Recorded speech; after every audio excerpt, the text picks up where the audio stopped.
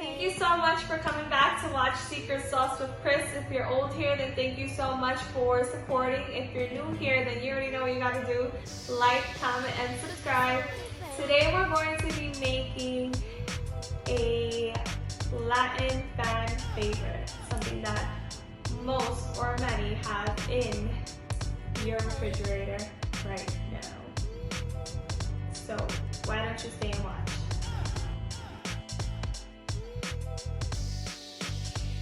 Okay, so the purpose of making this video is because a lot of the things that I cook also contains sofrito. So I want to make sure that you guys are on board with me, and there aren't people asking like, oh, what is that stuff you're putting in there? So it's going to be sofrito.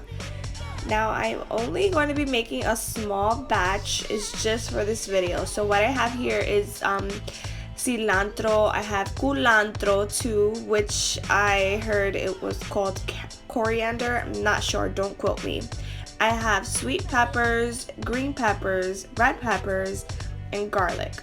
Onion as well, they're probably hiding under there. Now you're just gonna want to rough chop everything. Now there's two ways of me doing this. I can either make a really big batch and store it in my refrigerator, or I can just rough chop everything as you saw and just put it in my mini chopper and then just use just that little bit when cooking, so it'll be fresh sofrito.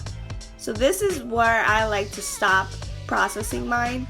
I like to see the nice chunks. So if you like to have it more liquefied, just put it in a blender.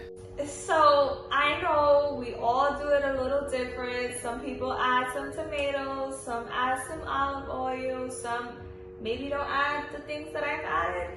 But this is what my grandmother puts in hers, this is what my mother puts in hers, and this is what I'm gonna put in mine. So I hope that you can try the way that I do it. Let me know if you do it any different.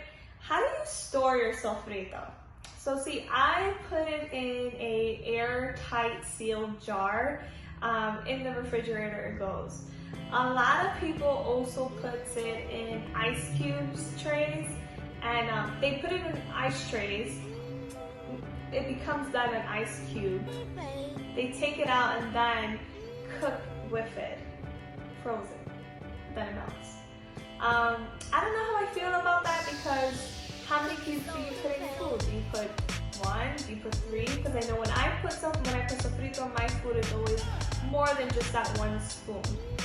So that's an interesting topic. I'd like to know how others store their sofrito. This is something that a lot of people is cooking with, and if you're not cooking with it, then you need to check this out. You really need to check this out. You're missing out, big time. But again, I just want to thank everyone so much for supporting me and watching my videos. If you're liking them, share so others can watch as well.